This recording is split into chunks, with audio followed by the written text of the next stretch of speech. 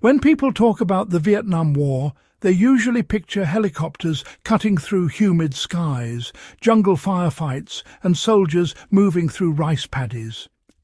What rarely gets the attention it deserves is the fact that tens of thousands of Vietnamese civilians and fighters spent years living beneath the earth itself.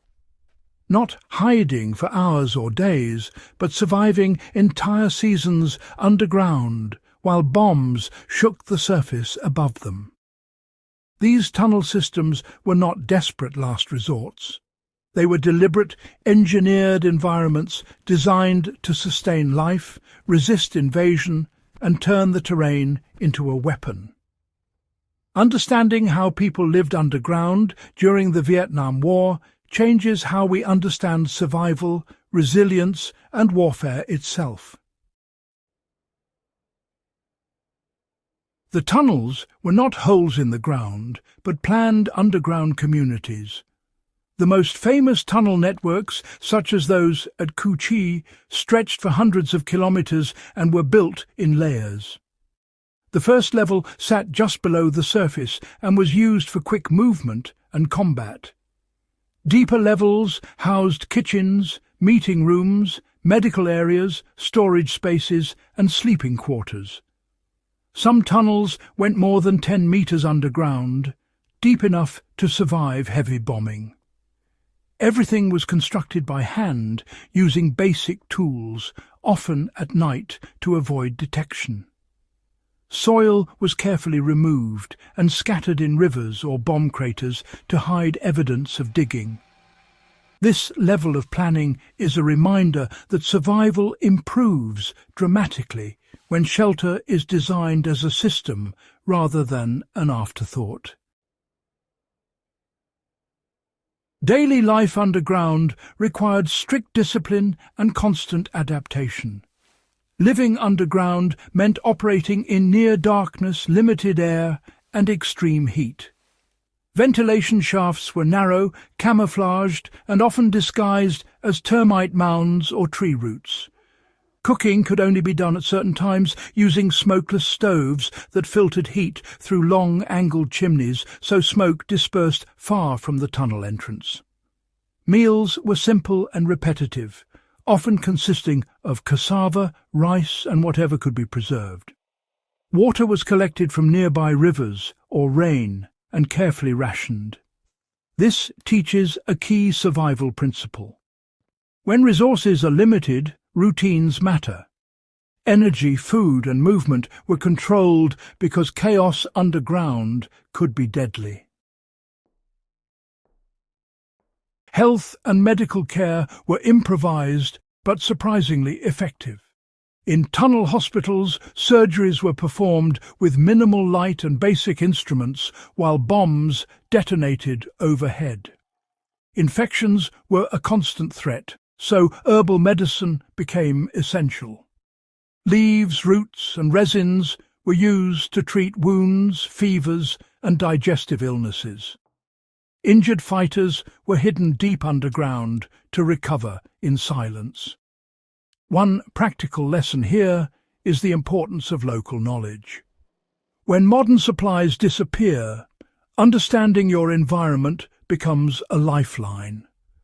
Survival is not just about equipment, but about learning what your surroundings can provide when systems collapse. The tunnels were designed as defensive traps as much as living spaces. Entrances were small, hidden, and, often booby-trapped. Inside, tunnels narrowed sharply, forcing intruders to crawl single file, while defenders could attack from hidden angles.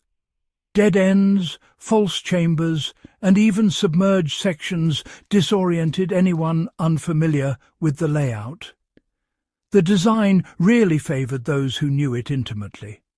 For modern survivalists, this just reinforces the value of terrain familiarity. Whether it's a building, a neighbourhood, or a shelter, knowing every corner gives you an enormous advantage in high-risk situations. You know, psychological survival underground was just as important as physical survival. Living underground for months, well, it took a severe mental toll. The darkness, insects, lack of fresh air, and the constant danger really tested morale. To cope, people developed routines, shared stories, sang quietly, and even held political or educational meetings. Children were taught lessons underground too. Life continued because, honestly, stopping meant losing hope. This serves as a powerful reminder that long-term survival depends on mental structure. Creating routines, purpose, and social bonds can in fact prevent psychological collapse when conditions are extreme. The tunnels actually allowed civilians and fighters to control time, instead of just reacting to force.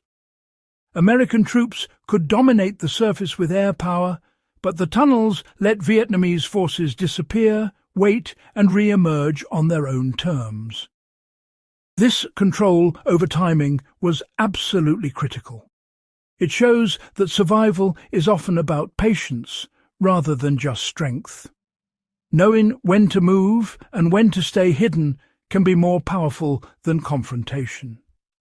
In modern emergencies, this really translates to avoiding unnecessary exposure, conserving energy and letting danger pass, rather than rushing into it.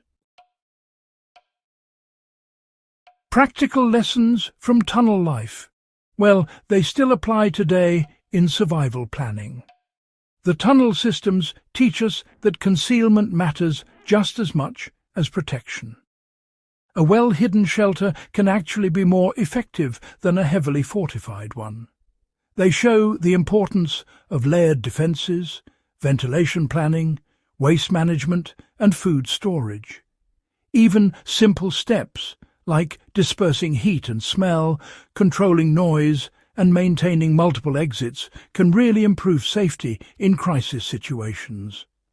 The tunnels were successful not because they were comfortable, but because they were intelligently designed for long-term use. So, why does tunnel life remain one of the most important survival stories of the Vietnam War? The people who lived underground during the Vietnam War, well, they weren't superhuman. They survived because they adapted faster than the environment could destroy them. Their story isn't just about war, but about how humans respond when pushed to the edge of endurance. Studying tunnel life really forces us to rethink what survival means when the world above becomes unlivable.